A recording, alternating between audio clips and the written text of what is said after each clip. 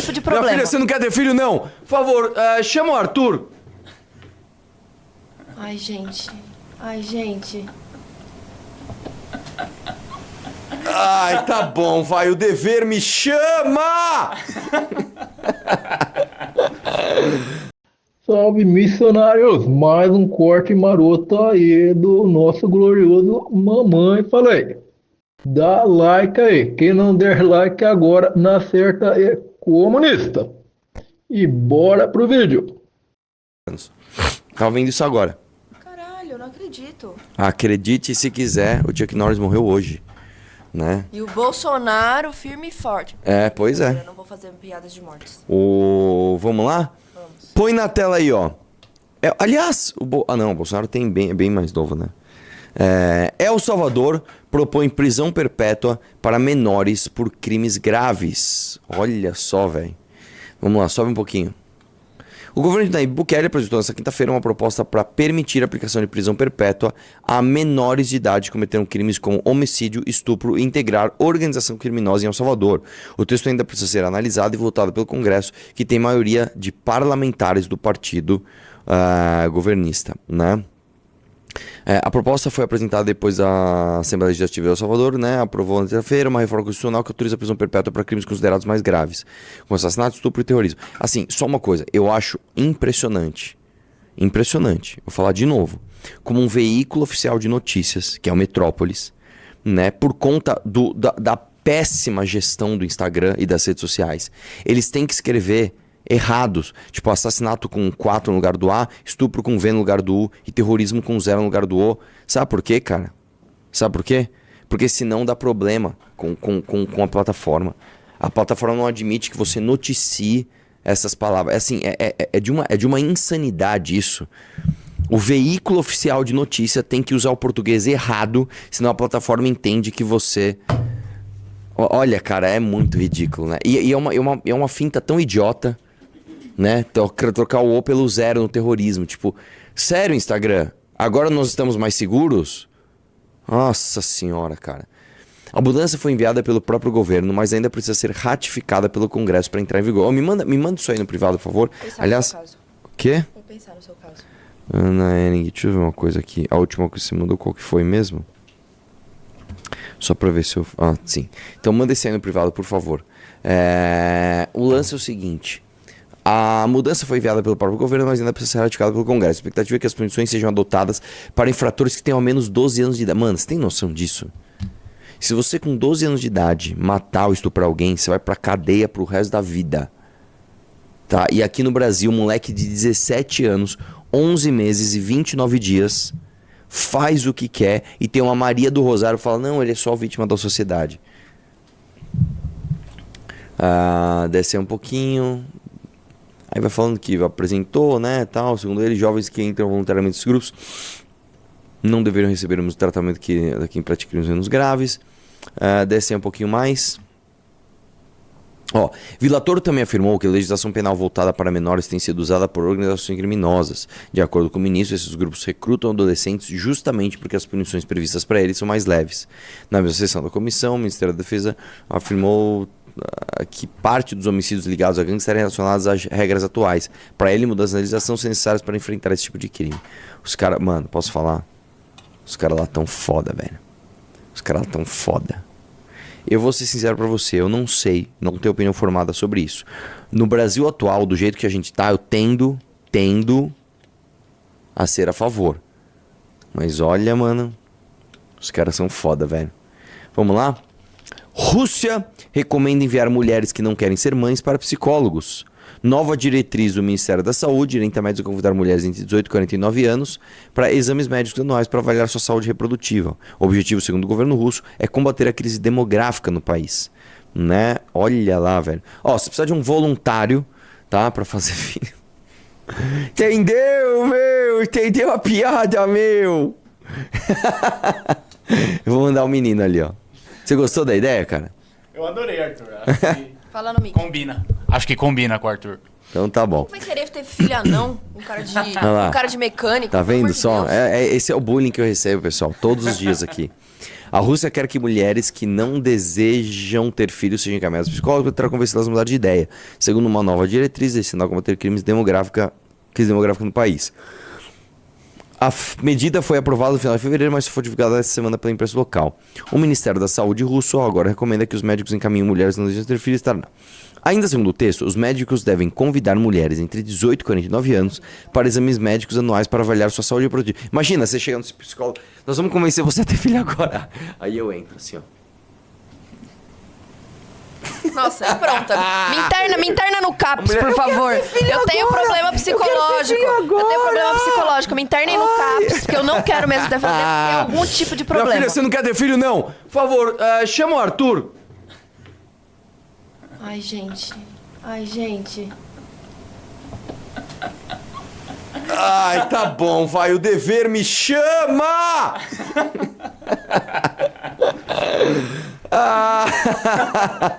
Eu não recebo o suficiente pra isso, tá? Eu não tenho a cura gay, eu sou a cura demográfica. Né? Vamos lá. É sim. Quantos filhos você tem mesmo? Eu nenhum. Eu tô entendi. treinando pra fazer direito na Rússia. Ainda segundo o texto, os médicos devem convidar a mulher. Tá. Desce aí. As recomendações também incluem exames semelhantes para homens da mesma idade, mas exclusivamente para pessoas difíceis que envolver psicólogos. A acentuada queda da taxa de natalidade na Rússia tem sido uma das principais preocupações do Vladimir Putin desde que chegou ao poder há 25 anos. Desce aí. Para o Kremlin, o encolhimento da população russa é apresentado como uma questão de sobrevivência nacional. Em 2024, o governo já havia relatado que a Rússia enfrentaria a extinção se sua taxa de natalidade não aumentasse. A taxa de natalidade do país é a mais baixa dos últimos 200 anos. Cara, isso é... a Rússia, né, apesar de ser um país gigante, né, a sua população, você sabe, ela é absolutamente concentrada naquela parte mais próxima à Europa, que é onde fica a Ucrânia mesmo, e um pouquinho do outro lado lá, se não me engano, chama Vladivostok, que é ali perto do Japão. Né? A grande massa assim, do meio da Rússia não tem quase ninguém. Né? E o lance é o seguinte, velho, quando você lê, por exemplo, sobre a história da Revolução Russa e não sei o que, é impressionante a baixa quantidade de pessoas, né? Você imagina, nossa, a Rússia, tanta gente, não, às vezes são são poucas pessoas, né? Então é isso. Vamos lá, taxa de natalidade, 1,4 filho por mulher, bem abaixo do limite de 2,1 que os demógrafos consideram necessário para a estabilização da população. Pera aí. Ah lá. Dá like na live aí, gente, enquanto o Arthur tá mexendo no celular, por favor. Nos últimos anos, o país também endureceu as leis sobre aborto e famílias numerosas.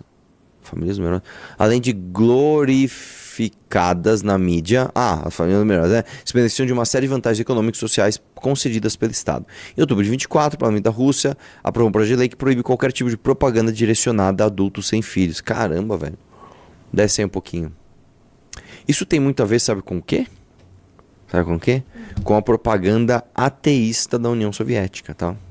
A verdade é essa. Vamos lá? Brasilis? Começou? Dá like na live, moleque. Vamos lá. Após o governo endurecer regras, caminhoneiros desistem de greve. Vamos ler isso direito. Lideranças de caminhoneiros decidiram em assembleia realizada agora, né? Ontem, na verdade, né? Ali na Baixada Santista, não realizar a paralisação. A decisão foi tomada após uma reunião com representantes de diversas associações que avaliaram o cenário da categoria diante do diesel. Apesar da insatisfação, entidades como a Associação Tarná e o Sindicato dos Caminhoneiros optaram por não deflagrar greve, mantendo diálogo com autoridades e acompanhamento dos combustíveis. A possibilidade de paralisação vinha sendo discutida e chegou a preocupar o governo do presidente Lula, especialmente devido ao histórico recente de mobilizações que impactaram o abastecimento do país em período pré-eleitoral. Segundo a liderança do setor, o aumento do diesel segue como principal ponto de tensão, reduzindo a rentabilidade dos caminhoneiros. O presidente da Brava já havia apontado o combustível como um dos gatilhos da crise enfrentada pela categoria. Em meio à pressão da categoria, é isso que eu quero saber. Ó. O governo federal publicou, nesta quinta-feira, a medida provisória 1343 de 26, com o objetivo de endurecer a fiscalização do piso mínimo do frete e ampliar a proteção dos caminhoneiros. A iniciativa surge como uma resposta direta às demandas do setor, que vinha sinalizando a chance de greve. Né? A nova regra altera a Lei 13703 de 2018 e passa a exigir Código Identificador de Operação de Transporte, CIOT, em todas as operações, em detalhamento de valores pagos e do piso aplicável. Com isso, a NTT poderá intensificar a fiscalização até impedir operações que estejam abaixo do mínimo estabelecido.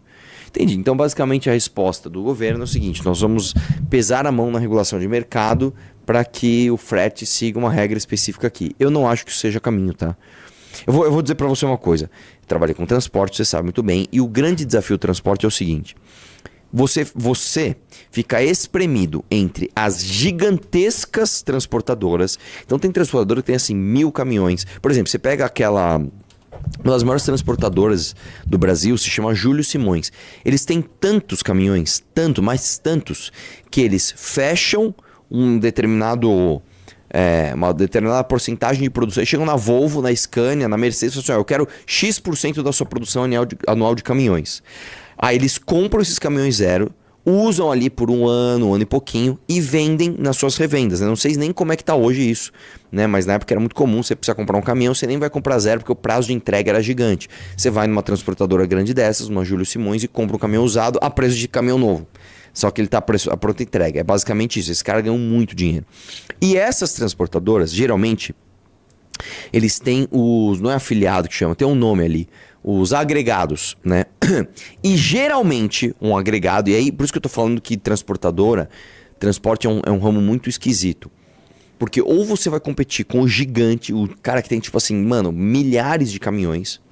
Ou você vai competir com um agregado que no final do dia esse cara, geralmente, ele trabalha para pagar a parcela do caminhão. Então o cara foi lá e comprou um caminhãozinho. A parcela lá é 5 mil reais. Ele trabalha para pagar os 5 mil reais mais 1.000, assim, de lucrinho para ele. Aí você fala para esse cara assim: mano, se o caminhão quebrar, como é que você vai fazer? O cara nem planejou. Cara, então é muito difícil, cara. Por exemplo, quando você vai... por exemplo, na Fernão Dias, eu não sei como é que tá hoje, tá?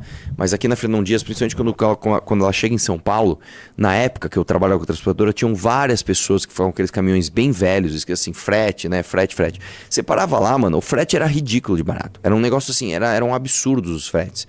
Tipo, um frete daqui pra Mairiporã, eu lembro até hoje, tô falando isso em 2008, 2009, por aí. Quanto é um frete daqui pra Mairiporã? Tipo assim, 400 reais. Como assim 400 reais, cara? Você quase não paga o diesel para chegar até lá, né? Isso eu tô falando lá atrás, né? Então você fica no meio. Se você é um cara que você tem, sei lá, 4, 5, 10 caminhões, você tá ferrado, velho. Que você vai ficar no meio do cara que vai, mano, praticamente se escravizar só pra pagar a parcela do caminhão, e o gigante que ele, mano, pode simplesmente espremer.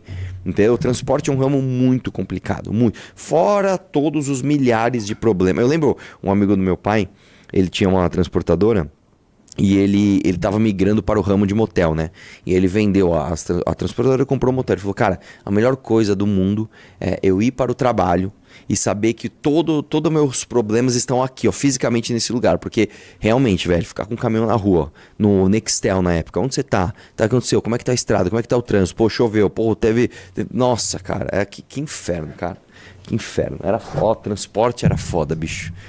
A gente trabalhava muito e ganhava muito pouco. Ainda bem que eu fechei essa porcaria. E você que assistiu até o final merece uma homenagem, uma singela homenagem da minha pessoa aí, que tem todo o meu respeito. Vou até recitar um poema aí pra você. Batatinha, quando nasce, espalha a rama pelo chão. Comunista, quando dorme, a gente manda pra prisão.